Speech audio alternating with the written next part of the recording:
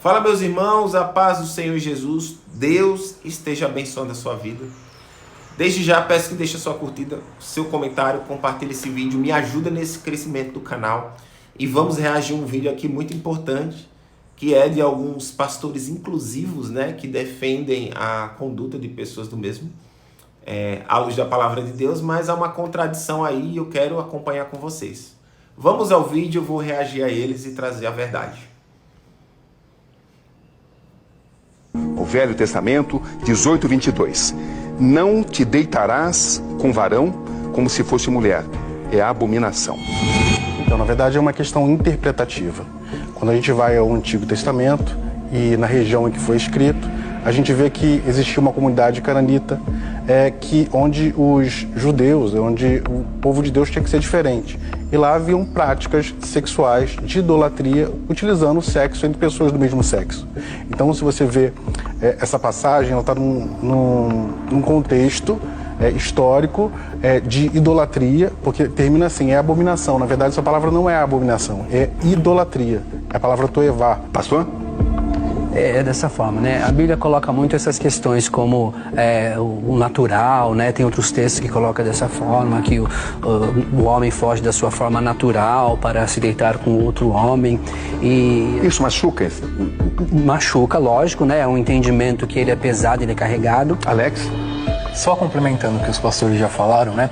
Referente, qual é o natural para Deus? É o amor, né? Independente se é um amor heterossexual, se é um amor homossexual, é o amor. Jaqueline? Eu prefiro uma versão mais inclusiva para a minha vida. A Levítico eu deixei para trás no meu passado. No passado que eu vivi dos 13 aos 19. Pois é, meus irmãos, eles querem atribuir ao texto de Levítico 18:22, que diz que o homem que se deitar com outro homem, abominação é. Então, eu quero trazer o que o capítulo todo diz para que a gente venha ter uma melhor compreensão do que a palavra de Deus quer dizer. Porque a gente não pode se basear com um texto isolado e querer atribuir algo ao texto quando o texto não diz, né? E o texto não fala nada sobre idolatria. Mas vamos ao texto. Alguns versículos antes vai falar sobre o pecado de incesto, de adultério, de menstruação, que os homens não deveriam se relacionar com as mulheres nesse contexto aí, e sobre sacrifícios de crianças a um deus chamado Moloque.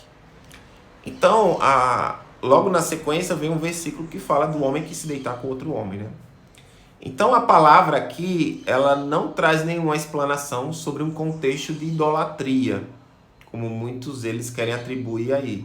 E eles pegam um ganchinho de fertilidade porque alguns escritos demonstram que algumas pessoas buscavam Moloque com o princípio de uma fertilidade para a procriação. Mas o sacrifício era voltado a uma vida para ganhar uma outra, pela fertilidade. Mas não que aqui fosse atribuído a algum sexo cultual, sabe? Então a evidência da adoração ao Deus, nesse texto, não se atribui à idolatria e nem a sexo cultual, e sim sacrifícios de crianças. Então por isso que a gente não pode atribuir algo ao texto quando o texto não diz. E isso se torna uma mentira, ou seja, uma heresia. Por isso que o apóstolo Paulo fala na carta aos Gálatas, do capítulo 1, do versículo 8, que ainda que eu, Riquel, ou você, ou um anjo que se diz de Deus, pregue um evangelho diferente do que vos prego, que sejas anátema. Anátema é maldição, significado. Então, ainda que alguém se diga de Deus e pregue algo que o texto não diz, que a palavra de Deus não diz, não devemos acreditar. Devemos sim ir buscar na palavra para ver se o que essa pessoa diz é uma verdade absoluta. Então a problemática desse pessoal da igreja inclusiva, desses pastores, né, ou teólogos, enfim, é que à luz da palavra de Deus eles não conseguem provar a tese deles. Porque quando eu me posiciono e vou dizer que algo não é pecado à luz da palavra, eu tenho que trazer o texto de sua forma literal, em seu contexto, explicando o porquê que é e o porquê que não é. Então, quando eles dizem que, usando esse texto, querendo colocar idolatria, e dizendo que o problema não era ter um amor legítimo entre dois, mas sim o sexo cultual que era feito a outros deuses, que é a ideia deles, deuses de fertilidade, querendo atribuir texto que não fala disso. Então, eles não conseguem afirmar a tese deles nesse texto. Esse texto não fala sobre idolatria, e muito menos alguma afirmação que Deus permite. E pelo contrário, você pode pegar a sua Bíblia do início ao fim, você não vai achar um versículo que diga que Deus abençoa a união de pessoas do mesmo sexo. E aí entra outra heresia da igreja inclusiva.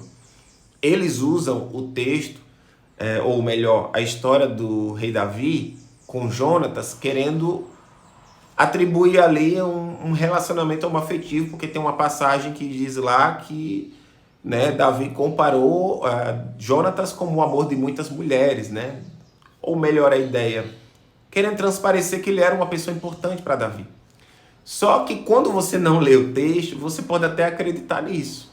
Mas, quando você vê o contexto, para que não se torne pretexto para afirmar algo que o texto não diz, é que você vai ver que Davi foi casado com Mical, irmã de Jonatas, ambos filhos do rei Saul, e que raios de relacionamento homoafetivo, que até então permissivo por Deus, que você vai casar com uma mulher e vai querer pegar o seu cunhado.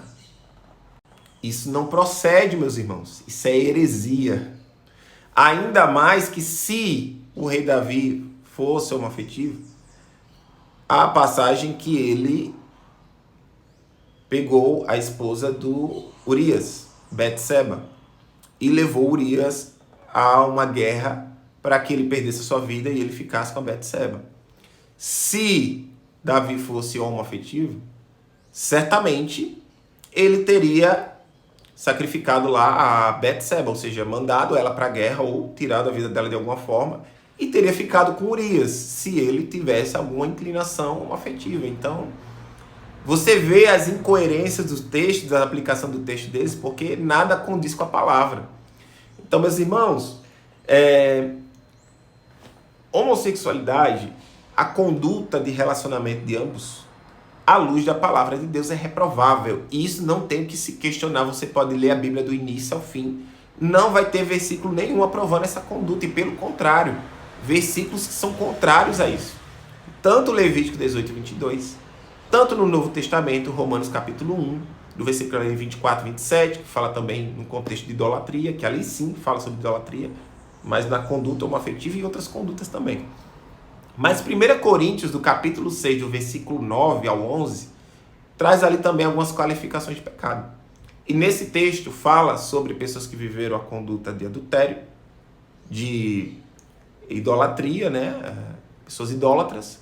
E há no contexto de efeminados, que no grego há cernocoitai e malakoi, ativos e passivos, ou seja, posição sexual. Então, atribuindo a Levíticos a confirmação que o ato reprovável que se torna pecado à luz da palavra é o ato sexual, ativo e passivo, o homem que se deitar com outro homem. E nesse mesmo texto fala o seguinte: mas alguns de vós fostes assim, mas fores lavados, foram santificados, foram justificados em nome do Senhor Jesus Cristo pelo Espírito Santo do nosso Deus. Então a palavra de Deus vai dizer ali que a graça de Deus sobreveio sobre a cidade de Corinto e houve uma mudança de mentalidade, de comportamento, né, de vida, nova mudança. E houve pessoas que deixaram essas condutas de pecado e viveram uma nova conduta de santidade à luz da palavra de Deus. Né? Como 2 Coríntios diz que aquele que está em Cristo, nova criatura é. As coisas velhas passaram e tudo se fez novo. Todo aquele que está em Cristo Jesus vive uma novidade de vida. Então houve pessoas que deixaram de ser homossexuais em Corinto, e essa palavra sim reprova também a conduta homoafetiva em relação à questão sexual. Não trijeita exatamente. Então, meus irmãos, reagindo, heresia, não acreditem, porque será que um cego pode conduzir outro cego? Ambos cairão numa cova. Eles estão acreditando em algo que é engano na vida deles e está levando para outras pessoas. Então, leia a palavra e não se deixe ser enganado. Deus te abençoe.